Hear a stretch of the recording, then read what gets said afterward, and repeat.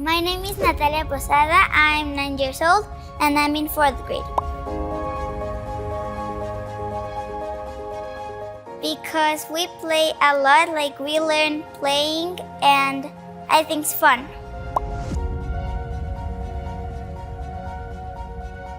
Because in art, I like to paint and we like do artistic things.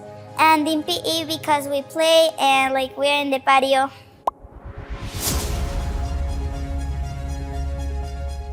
It makes me happy, I like it, and I think it's fun. That I have a lot of teachers and I feel comfortable.